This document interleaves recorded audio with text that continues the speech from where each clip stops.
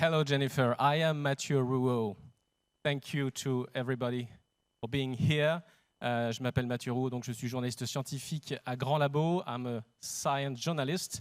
And we will talk about innovation here at WIRE2022. As Jennifer said, Europe and its regions at the crossroads, seizing the opportunities of a new wave of breakthrough innovations, a policy perspective. Europe's prosperity, global competitiveness, and social model will require seizing the opportunities that a new wave of breakthrough innovation will bring about. In addition, Europe needs to ensure that new innovations are steered towards achieving Europe's objectives, notably Europe's Green Deal. Please join us, yes, panelists. Dear panelists, if you're here, you can come and join the conversation. And to achieve this, Europe needs to create the right policy framework. This will require building synergies and strengthening coordination between different levels of governance, EU, national, and regional. And to discuss these points, I am very pleased, to welcome our 4 panelists. Please take a chair. I will give you a mic if you want. It's okay? You want to be here? Yes. So, Josianne Cutajar is lawyer, politician, and member of the European Parliament for Malta. Good morning. Do you have a mic? No, you don't. We will give you a mic just in a few seconds. Can we give a microphone to our panelists? Is there enough mic? It would be great. We have also Joanna Drake that we just heard. Hello, thank you for being here. And Adela Radilova, board member of Moravian Silesian Innovation Center Ostrava. I would say MSEC. It's a regional innovation center in the Czech Republic, established in July 2017. That's it? And yeah, we are kind of startup, so in innovation. Okay. And last but not least, of course, Marco Marcula, Vice President of the European Committee of the Regions. Thank you very much for joining us. So we were a little bit late, so I'm gonna ask right now the first questions. This 1-hour conversation will be split in 4 parts. The first will be all about defining breakthrough innovation. What is it? Do we have a common point of view in Europe on what is it and what it is not? Secondly, we will talk about the current challenges. And I've heard you, Mrs. Drake, and I have a lot of questions on what you said. The third part will be enabling conditions for breakthrough innovations, and we will finish, if we have enough time, with final thoughts and final recommendation if you have. First thing first, Joanna Drake, you talk about an innovation, a revolution. Would you say that this expression, breakthrough innovation, everybody understood it in the same way through Europe? If you ask me if there's a definition, actually, the last time I checked, there isn't. Not even on the Oslo manual, apparently. It's not defined. But of course, I think all of us can actually come to some conclusion as to what it evokes in terms of breakthrough innovation. I hinted already in my speech this morning that we're talking about something that's disruptive, something that's a game changer, something that actually is some sort of paradigm shift, something that actually creates new opportunities, but actually looks at the market, looks at a solution to a problem, maybe a problem that doesn't even exist yet, but in a different way. I remember in my recent past, I was working for another DG in the European Commission, and that was environment. And there we were very much marshalling on circular economy, which now we like to believe as well that the European Union is doing so. And we use the term paradigm shift a lot. in the sense that. And if I just had to give an example of what we have in mind when we say, what does it mean, game changer and all this? I mean, I gave already some examples in terms of distribution, in terms of the way we interact, in terms of how the service becomes closer to the consumer, and we sort of decide ourselves, what we want, how we want it, when we want it delivered, this sort of on-demand type of business model. That's very much breakthrough. But when we're talking in a larger scale as to the global challenges that we have ahead of us, or that are actually now, we're talking of a plethora of innovation, in breakthrough innovations, which means that we have to keep thinking in terms of actually how we're going to disrupt the known models in order to solve these challenges. Otherwise, with the old models, we're never going to get to solving these challenges. There's other examples in medicine, those of you in the medical field, but also, even if you're involved in raw materials, we know that today there are materials that are produced that are 100 times stronger than iron, but weigh a fraction of the weight. So this is what we mean. And of course, when you have a lot of breakthrough innovation, you've got an innovation revolution, if you like. Thank you. Mrs. Hadilova, can you give examples of services your center provides to support entrepreneurship? And is breakthrough innovations a concern at your level? How do you see that? Yeah, it is. It is a concern at the local level as well. But before I will go into more details, I probably have to explain from which region I come from. As it was said, I'm from the Moravian Silesian region. It's northeast part of the Czech Republic, so very east part of the European Union. We are the region in the transition, so we have a lot of challenges ahead of us.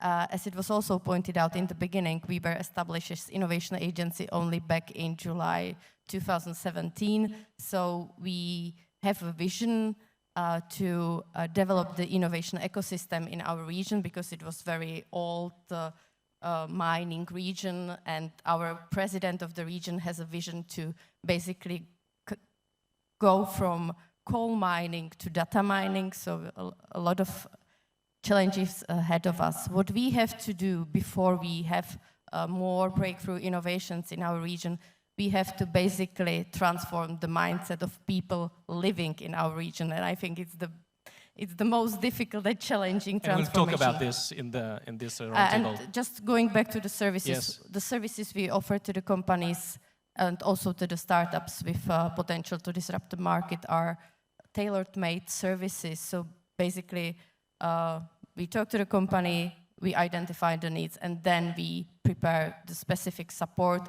because one support doesn't fit all. So it's really tailor-made to the needs of the companies, and it differs a lot. Marco Marcola, how do you discuss of this question at the European Committee of the Regions? First of all, so I think that the theme of this conference, Breakthrough Innovation, that is really important, because we do need those innovations, not just technological or social, but especially, let's call it societal innovation, so that what we heard in the speech of the president of the university, she addressed very much interdisciplinarity, and the different disciplines meet and create something new. And at the COR, Committee of the Region, because we are official part of the European Union decision-making, so all the major communications from the Commission come to us as well for a special opinion, and we prepare through our a bit more than 300 members. And there we debate a lot, and in a way, I link this as what we just heard about, the importance of thinking about the world of knowledge, not just Europe, but the transformation starts here, what is in our hands. So, and that's what we see strongly by the Committee of the Region as well, so that innovation, it's not just anymore the tradition that university has a good laboratory and innovation comes from there. It's meeting of people, different background, different disciplines, young and old, and so on. And that's I think, the key on this issue, so that it's a human mind. And that's why we want to invest more on the human capital, and on that, so link that strongly to sustainability. All what we call 4 elements or 4 dimensions of sustainability. Because in different languages, this ecological and economic, they are quite clear. Then social, in some languages, is very broad, but in some it's quite narrow. So we want to stress cultural dimension as well. So it's all about the learning, and all of this is so crucial in innovation. And it's collaboration, it's all about people, of course. And we will talk about mindset, of course, and cultural question dealing about innovation. Thank you once again for being with us, Josianne Cutajar. You, as a member of the European Parliament for Malta, what do you expect from breakthrough innovations? How do you see that? What hopes and, according to you, worries are attached to these radical changes?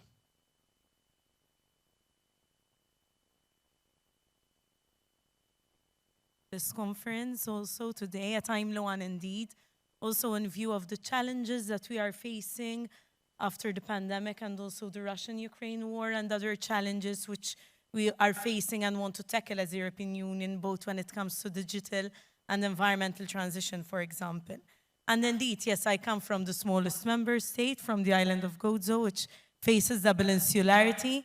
And I know firsthand how important it is to have innovative breakthroughs for all of our regions and to really leave no one behind, because we have this tendency that the innovative breakthroughs and these disruptive innovations happen normally in metropolitan capitals. And therefore, it's essential that here we're speaking about how to address also the innovative gap when it comes to territoriality.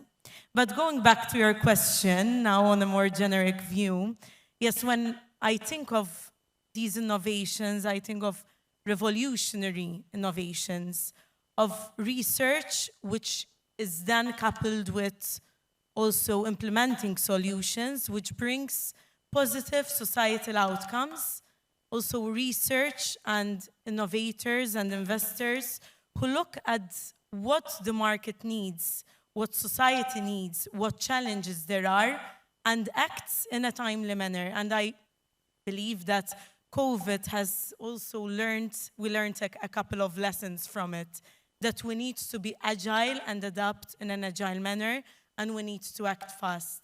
And the same when it comes to breakthrough innovations, one has to look at the market, at what the market needs, one has to readapt, one has to come up with solutions, new products, new services to address those demands in an agile manner. And that's what comes to mind, yes, when I think of breakthrough innovations. When it comes to challenges and risks, what comes to mind is pictures from the Ukraine situation of how disruptive innovations could be awful when they come into the wrong hands. So it's important for us to focus also as the European Union that we see to it that we continue also promoting these innovations in a positive manner of how they could bring better societal goals that we are looking at and better benefits rather than disruptions in a negative manner. Is there a disruption between citizens and innovation? Do you understand my question, which was not absolutely not an anticipated question? Do you think that everybody feel concerns about breakthrough innovations? Is it hard someone to convince people of Malta, for example, to say to them, we need to go further? How do they react when you speak about future in those terms? First of all, when we speak of the citizens, we have to make them aware too. And when we speak of the citizens, there are different categories. There are researchers who I believe are much more convinced of these breakthrough innovators. There are entrepreneurs whom we need to continue convincing to couple up with the research, including our SMEs. Europe's backbone of the economy is our SMEs, and we need to get them on board because our SMEs could really be at the forefront if we give them the enabling conditions to help us in breakthrough innovations, which also balance out with the ambitious goals which the European Union is putting forward in both the environmental and digital environments. And yes, when we speak to our citizens, it's also important to have our communities on board, our regional authorities, our local government, the local politicians, but also the local policy stakeholders, where we speak to our citizens on the importance that we need to continue innovating. So yes, it's about how we as institutions, as politicians, as policymakers, as researchers, entrepreneurs, communicate with other citizens who are not yet exposed to the economic and societal benefits that there could be once these are unleashed. And we need to give practical examples to our citizens who are not exposed to this reality. And here I mention, for example, smartphones, which came about when the iPhone was invented. And also how important it is that we all adapt, whether we're leading a small shop at the corner in a village, for example, via digitalization, or whether we're leading a huge company. Because let's remember, for example, the example of Kodak, which was leading forward with quality photography, but since it wasn't able to adapt adequately, when digital photography came about, then it went into bankruptcy. So it's these examples, practical examples, from the everyday life of our citizens that we need to explain for our citizens to connect better to this important concept. Thank you. Let's talk about the principal challenges that we have to cope with all as far as innovation is concerned. Joanna Drake, can breakthrough innovation be decreed, be decided? And you spoke about agility. What does it mean exactly?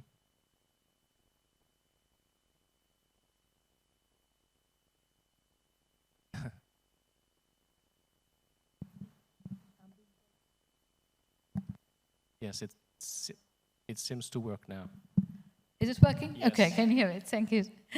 Okay, what does agility mean in innovation? I think agility means putting innovation to the best use and all the time, being on your toes all the time. This is what innovation is about. I think it's about having a very systemic and comprehensive approach.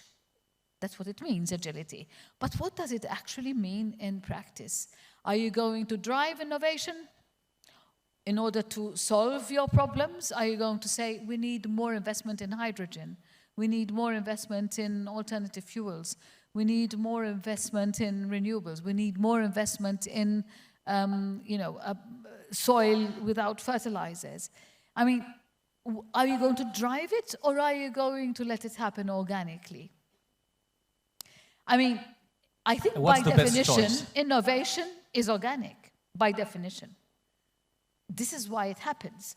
But is the innovator addressing a challenge that already exists, or is the innovator driven to invent because he's got or she's got the funds available, or because there is funding available, or is it because they know that they have the skill set around them, which is, within certain affordability, that they can actually, so availability and affordability, and which they know that they can source very, very easily. What are the reasons that drive the innovation? I think maybe your question would have been better asked, what are you doing, what are you trying to encourage in the European Union? Because we cannot decide what a country does in the policy of innovation. But what we are trying to do with our budget, with our policy making, with our political approach is to have a combination of approaches. In other words, both top-down and bottom-up. Why? Because we need to encourage innovation for its sake. Who tells us that today's Nobel Prize winner for physics is not today inventing a solution for a problem that will appear in 10 years' time or 20 years' time? Should we not fund this innovator today? Should we not recognize the innovation and the value of that innovation? Should we say, no, it's not addressing a global challenge of today, so we don't recognize it, we don't fund it? Shouldn't there be a combination of both approaches. If there are global challenges, which we are all acknowledging, we have declared the European Union to be the first climate-free continent by 2050. Doesn't that in itself drive us as a society, as a group of nations, a message to the world that yes, we will be supporting innovation on energy, on transport, on emissions, on all kinds of other ways of doing things that are less taxing on our global resources, that are actually going to bring back the biodiversity that we have lost. But, of course, at the same time being inclusive, and this is what Marco was saying earlier, we cannot, and also what Josianne said, we cannot leave out people simply because they are not technology savvy. So it's not only about how deep tech can we go, it's about a combination of also social innovation methodologies. That's all inclusive, and that is also affordable. So of course it has to be a good combination between top-down and bottom-up. Bottom-up is translating in the European Commission as the Innovation Council. Okay, we are trying to acknowledge that this is organic and we'll support it. But we're also saying, and this we're saying via the missions that we can also talk about, we are acknowledging that there are 5 missions for us, the oceans, the cancer, Yes, we'll talk about the new climate. missions, of course. But all that is basically driving top-down, because we're saying, solve these global challenges, we are committed to this, so please, we will support you. I saw you both agreed. A reaction, maybe, Mr. Makula? Yeah, I would definitely react because the innovation come through the interaction between people. And that's why I think in recent years the European Union has as well in many programs talked more and more about the ecosystems, place-based ecosystems, because we need this interaction. And we have realized during the COVID period that what happens if we are just operating through the virtual reality. But we need this interaction between people, so the mental issues are so crucial, and that's why the mindset, and that's why the role of universities is so crucial. But we need to create so like innovation gardens or platforms for creating new things, living labs and so on. So there are a lot of good examples all around It's Europe. more about co-elaboration than transfer. Is it a good, is concept still a good word? It's kind of orchestrating different activities so people come together, take the existing knowledge in their own use. Spend more time, not just starting from the scratch, but taking what someone else or some other parts of the world have already invented and documented and use that. But it needs this entrepreneurial mindset so that we don't know what this group of young students can create. And we have a good example on Finland. I was part of the team creating Aalto University when we merged engineering and science with business and with art and design. And I wanted to organize an important event from my perspective with the students, but they said that, no, that's the totally wrong timing because they are having, that was 10 years ago, a special day of failure. So thinking about risk-taking and creating and learning from failing as well. So this is part of the entrepreneurial mindset. Failcon.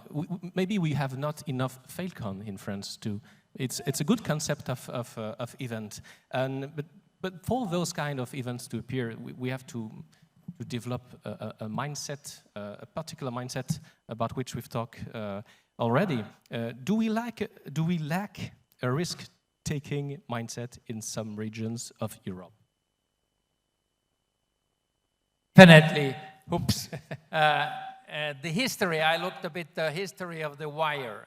So because I've been maybe half of these WIRE conferences learning in the beginning, and when was it 3rd or 4th of the WIRE conferences in Ireland. And at that time I was, let's say, much younger than member of the committee of the region, and I had the privilege to make a report, an opinion on closing the innovation divide. And that was very important debate at that time, and I think that it still is, but you can and you should, you can tackle that by creating attractive learning environments, innovative environments, and letting the young people go abroad, work there or study there, but make it so attractive that they will come back to their own home country or some other countries. And when in Finland, I'm from Helsinki and Espoo, so when we created this new multidisciplinary, interdisciplinary university, Aalto, focusing especially on innovation and change, how to make changes to happen. So one of our drivers was really this, so that we want to attract more foreigners. Now we have, in 12 years' time, we have recruited around 100, 150 professors from abroad. So we wanted to create more links around the world for this world of knowledge. And I think this is something that as well with the students, so there are a lot of students from, I've interviewed several of them and so that, why did you come here? No, my friends told that this is the place to be. And then they came there, and I've been now going around and meeting with people for a month, but I've decided that I need to apply to get the permission to study here and so on. I'm part of the transformation for climate, for new entrepreneurship and so on. So that's the mindset, so that you can in a way feel that when you are working there or just meeting with your foreign friends. So they feel that there's something different. I think this includes the risk-taking and so on. So this is something that we need to be more focused on. Mrs. Radilova, about this question of collaboration, good innovation systems depend on mutual understanding between industries, institutions, ECMA, etc. How do you judge it at your own level, the quality of this dialogue? If I may just add something to the previous speaker, I think the level of entrepreneurship culture differs dramatically across Europe. In my region, we are, when you look at the statistics of the Czech Republic, we are on the 14th place in the number of entrepreneurs per 1,000 economically active people. So we are, the worst in the Czech Republic. So we really try to work a lot in this area, basically to change the mindset from employee culture to entrepreneur culture. We are taking the example from Finland, actually one university from our region. So thanks a lot for this, and I think it will help us a lot. In our culture, we are really afraid of making mistakes, and that's the result of our educational system. It has been changing now, but it will take time. So, and I think what I see as the main and key role of MSIC is to encourage people to take a risk, to become the business, even though it's not a disruptive innovation. But I think you are the most successful entrepreneur if you 1 or 2 times or 3 times fail, and then you, for the 4th time, you are the successful one. And just for the mutual cooperation, we want to hear the official version or the unofficial one. So the official one is, as every region in Europe, we have our smart specialization strategy, giving some domains, the main focus. We have the implementation structure, we have the innovation council, we have the different working groups, and that's it. It's on a paper, and officially this is the cooperation, but unofficially, and I think it really works because for the innovation council we have the active involvement of the leaders of the region. So we have the president of the region, mayor of the biggest city in our region. We have three rectors of the universities. We have 4 representatives of business, of SMEs and large companies. The discussions are very lively, let's say. We open different topics, but in the end, they come and they bring a conclusion. In the working groups, which is a bit on bottom level, let's say, it's even much better because we have different experts from universities, from companies, bringing to the table the needs they see in the ecosystem. They collaborate on possible solutions, so they bring new ideas, new activities, new services. And I think the best sign of trust and good cooperation is that even private companies are willing to devote their own resources and money to try these services. And I think this is the best sign that the cooperation works, because company doesn't fund something which doesn't make sense. So just another challenge is the question of the territorial gap. We can speak about it. Coming from a peripheral region, do you sometimes, Mrs. Cutajar, you sometimes fear that breakthrough innovations would create those territorial gaps between regions, and how avoiding it? How to avoid it? The question, this is a reality which we've been facing, and speaking not now of breakthrough innovations only, but it already existed before. So we know how that we have these territorial gaps that we're being faced with, whether it's the digital territorial gap, which has even been accentuated during the pandemic, but also other gaps between regions which were already there. And yes, it's a reality that if gaps were already there in other sectors, when it comes to breakthrough innovations, we can risk that this gap even widens further. And here I wanted to make reference to the 8th report, the latest report on economic, social, and territorial cohesion, which spoke about these gaps in innovations, not only in between different member states, so you already have some member states which innovate more than others, but also when it comes to the various regions.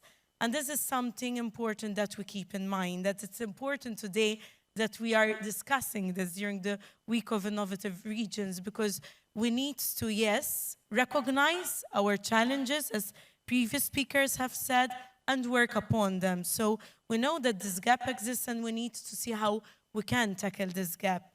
And when it comes to tackling gaps, we need to keep in mind that we're speaking about jobs, about economic growth, about social impact. So this is effect on the everyday life of our citizens, our workers, and our entrepreneurs. But stopping at the fear is no use. And therefore, whilst we recognize that the challenge is there, that the gap is there between the periphery and the metropolitan center, we need to see what we can do. And here I wanted to refer also to the European Innovation Council work program, which gives attention also and provides measures to address this geographical balance, which needs to be struck. And also in line with the Enterprise Europe Network, comes up with these initiatives to help the scaling up of these innovations, also from areas and SMEs which are not already innovating. And this is very much important, because that is where, as a European Union, we need to work. If we really need to leave no one behind, as the Commission so rightly puts a lot of emphasis on, we need to see to it that we have these initiatives which help in the scaling up of the disadvantaged ones, or those coming from the periphery or areas which are not normally exposed to innovation. Let's remember that when there's innovation, this will lead to other innovation. And therefore, it's important that we tackle these areas which are not already innovating, to help them then have this ripple effect onto others. Thank you very much. Let's talk about enabling conditions for breakthrough innovations. It's a topic that I would like to address right now with you. You have to go? Oh, sorry. Thank you very much for being with us. Maybe we can applaud Joanna Drake. You have to go. But we can continue a few minutes with the other panelists, if you agree. So, what did? Let's talk about the way to facilitate the development of breakthrough innovations at the regional level. We can talk about simplicity with you, Mrs. Radilova, about recurrent fundings. Maybe can we share with us some ideas about ways to facilitate innovations at the regional level? I will try. Thank you very much for this question.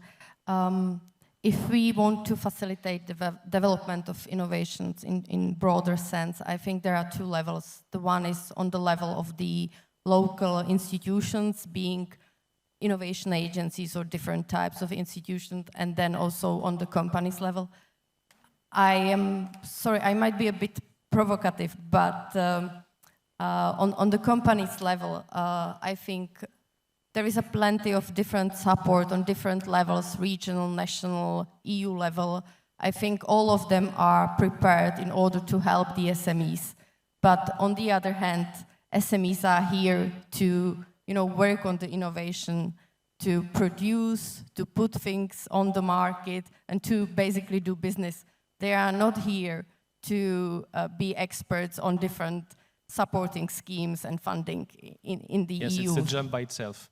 Yeah, so that's one thing. So maybe make this thing simple for the companies. It's easy to say, it's difficult to be done.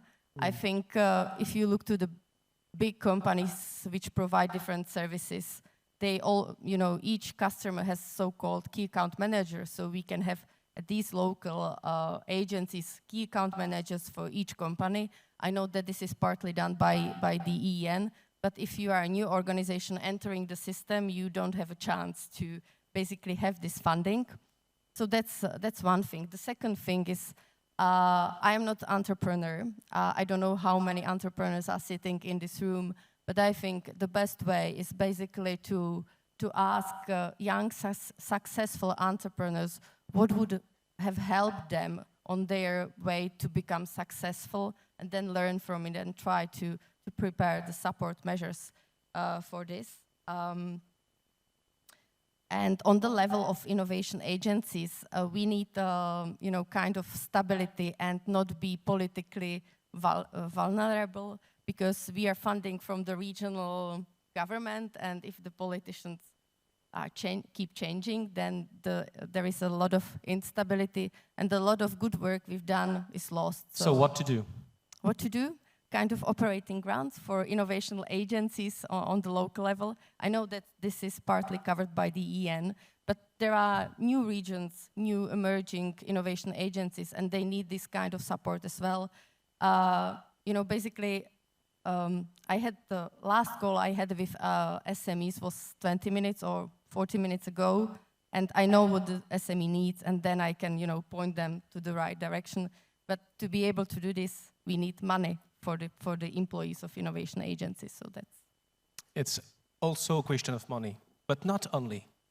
Not only. It's also a question of bottom-up approach. You've mentioned this, but I would like you to explain more precisely what you mean about this approach. Do we need more of a bottom-up approach, and how to organize it at the regional level concretely? I think that maybe the best example, very timely now, is what Joanna Drake already explained a bit about these missions, because European Union has now launched 5 missions. They are kind of new and very, very vital new instrument, clear target, ambitious target for 2030. And the first one that started to move to concrete action has been now this city innovations, how to become climate neutral by 2030, not 2050. And use the different innovations, smart technology, smart city developments. And we have collaborated very effectively with the Commission on that. We now the Committee of the Regions, and I've been the rapporteur on this. So we'll talk tomorrow in one of the sessions about these missions more, but the core on that is when we start on marketing to our cities and regions, that now it's time for you to make this concrete collaboration with your local university, with your industry, with the citizens. Take the science and innovativeness as part of everyone's kind of privilege, but uniqueness as well. So how to work together to reach the climate neutrality target. So close to 400 cities applied to be among the pioneers. And they each need to document facts and what way they will be climate neutral by 2030. and Commission elected now 100 of those, and actually I think it's today that these 100 has a joint virtual meeting. Committee of the Region, we support this very strongly.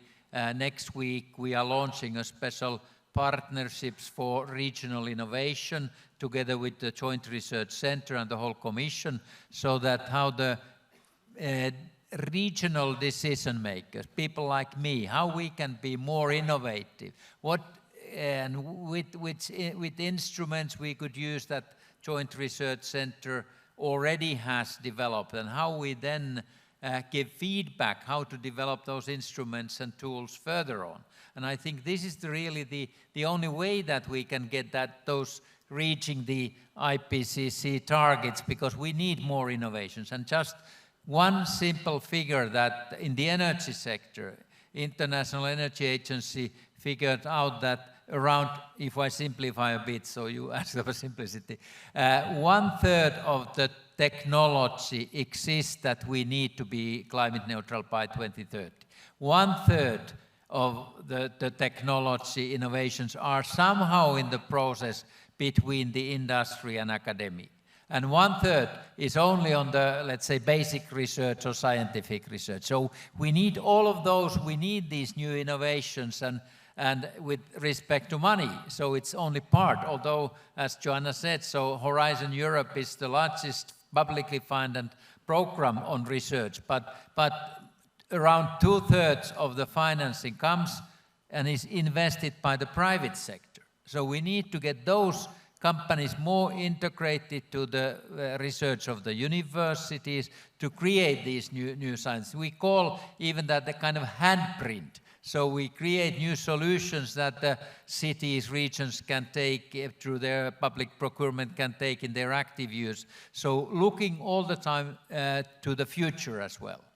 And I think this is the key, that only by having this bottom-up, a strong instrument in all of those missions, that's the way to reach the ambitious targets. Yes, but speaking about the link between universities and industries and companies, do they share the same agenda as far as research and innovation are concerned? And how to synchronize these agendas? I mean, an ordinary industry has to push on the market as quickly as possible a good solution to earn money, while universities have to play on the long term, and to, disruptive innovation don't come like that.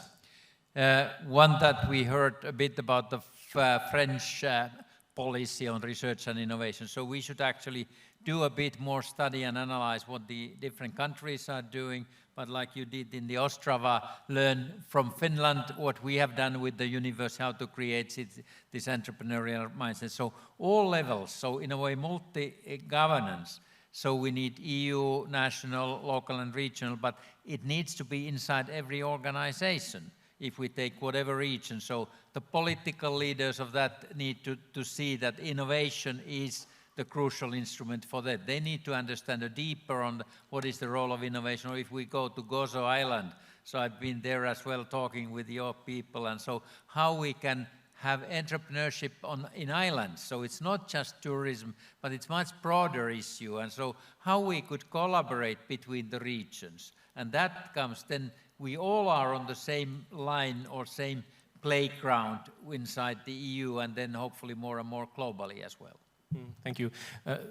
Approximately 10 minutes before the end of this roundtable, sorry, but to end with this part of this conversation about enabling conditions for breakthrough innovations, Josianne, Cutajar, which are the areas Europe should still improve in terms of innovation? It's a generic question, but it's done on purpose. Also what the previous speaker was saying, it's important that, yes, we are all in the European Union and there are these opportunities, but I believe that we need to recognize also the different specificities of the various regions. So an entrepreneur, researcher coming from an island like mine may be in a different circumstance than another person coming from a different area within Europe. And the same when it comes to islands, entrepreneurs and researchers coming from islands face certain common challenges and certain permanent handicaps, but then there are different islands. So a remote island, an outermost region like Madeira may be different from the island of Gozo, for example. But what about, sorry, competition between them?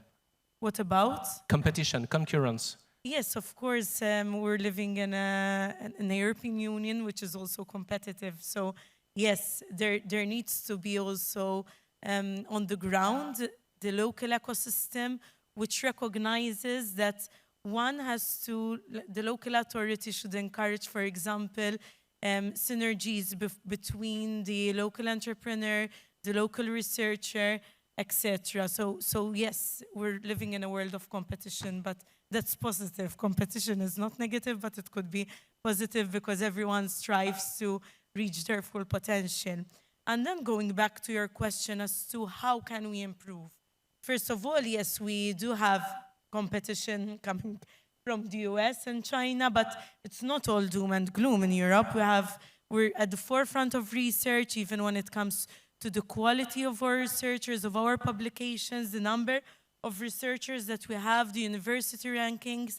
These are all positive aspects. And however, excelling at research doesn't mean that we will then excel at innovation. And I believe that's where we need to work more upon, that from the research we go into practical innovation then and implementing our research to active solutions, active breakthrough innovations. And for this to happen, we need to have a variety of enabling conditions. First of all, I really believe in the importance of synergies between the different European Union funding programs, for example, Horizon and cohesion funds. This is very much important. And here I also brought an example, which I also read, which is a positive one, relating to the Seal of Excellence.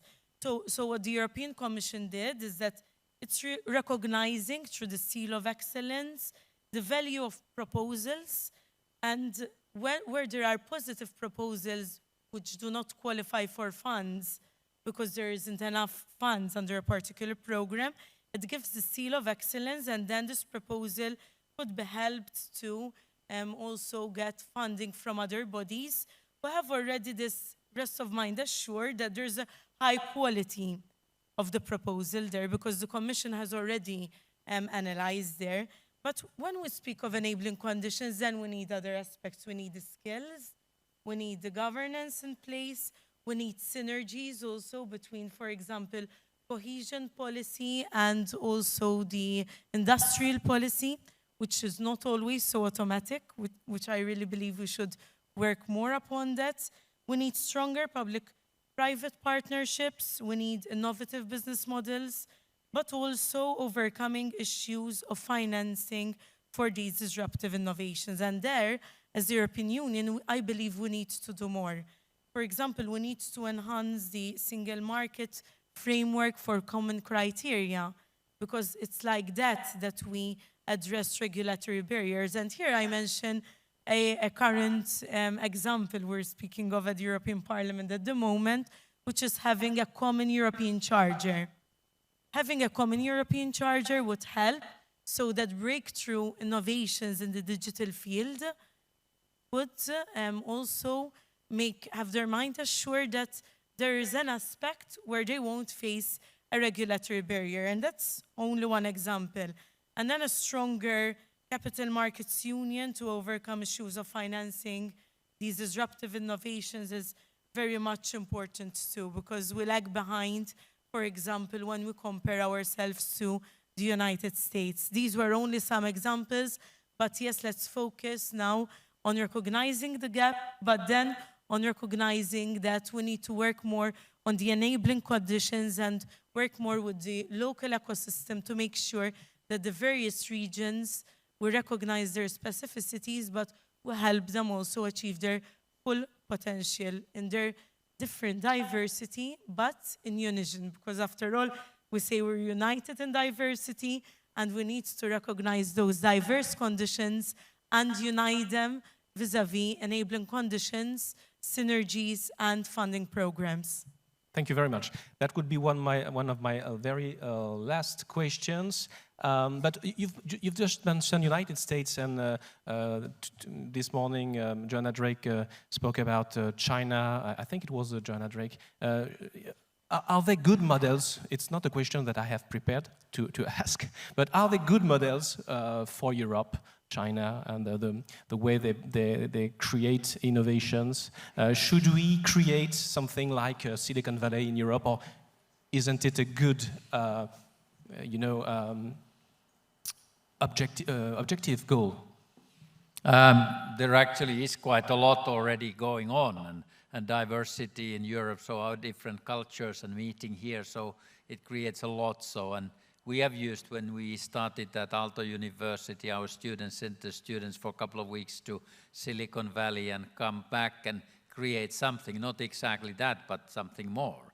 So they had their established, they got the one old building, Venture Garage was the title there, but after a couple of months, so they said that, no, we'll change the label. It was Startup Sauna, so hot, but creative. So they wanted to move further from the Silicon Valley concept. And I'm really very much convinced that we have a lot of these kind of activities going on in Europe, different parts of Europe, and we need more this kind of collaboration.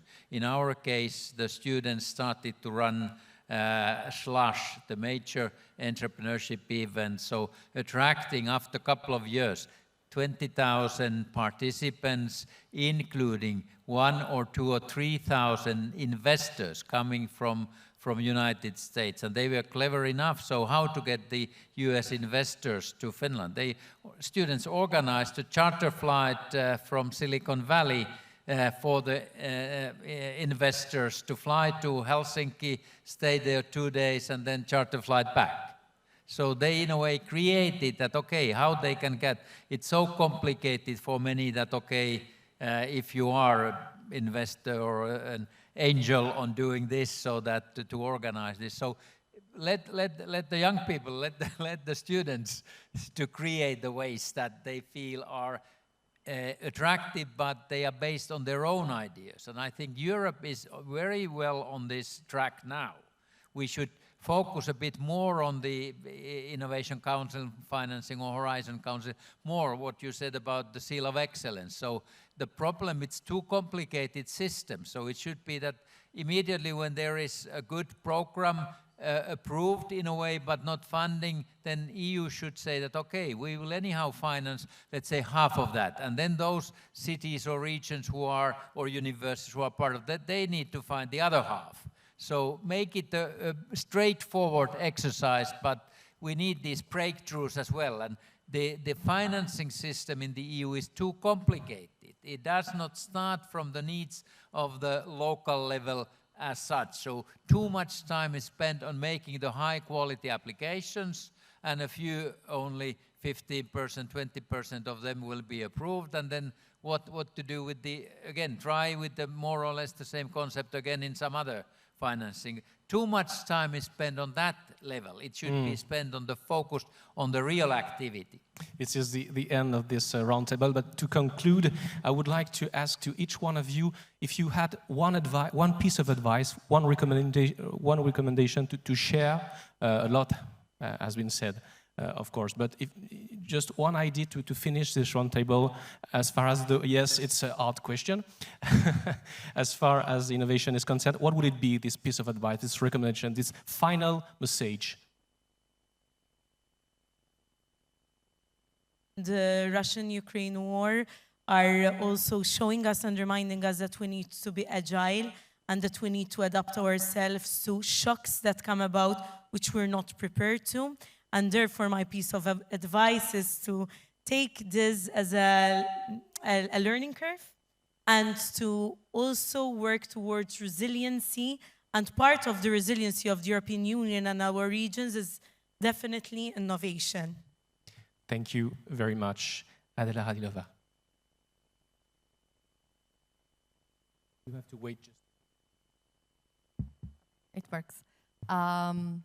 Just because we talked about the breakthrough innovations, and I currently had we were trying to deal with one of the problems caused by non-existing regulations. So I think if we want to allow breakthrough innovations in Europe, we should have smart and timely regulations. It was linked to artificial intelligence and control and whose responsibility it is. Actually, the startup had a breakthrough technology. AI checked everything, and then a person had to come and check it again because there is no regulation. So, and the car maker wanted to be safe. So, smart and timely regulations. Thank you. Marco Marcola. I was thinking a bit on this, and then I looked through this. It's about 15 pages. This our opinion on the missions, and look that there is one proposal which fits to this. So it's proposing on different governance level, establishing special committees for the future.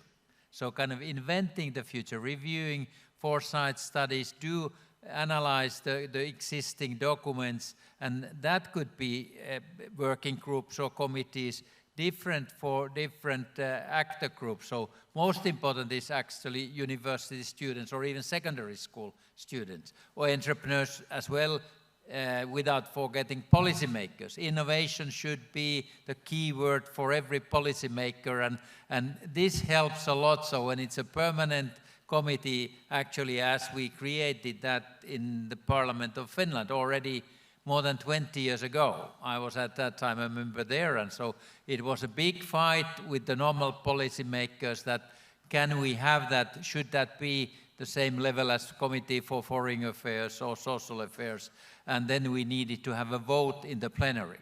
And as a result, we put that special, that is a permanent from now on, one committee for every 4-year term, committee for the future, and meeting twice a week with experts, debating, analyzing, making these studies. And let me finish by saying that the Speaker of the Parliament, a lady, the First Lady who has been the Speaker of the Parliament, said after the vote, "I'm so happy that now even the Parliament has understood that the future is a permanent one. We want to invent the future." Thank you very much. This is the end of this conversation. A huge thanks to you, Marco Marcola, Adela Radilova, and Josianne Cutajar. Thank you very much. We can applaud them.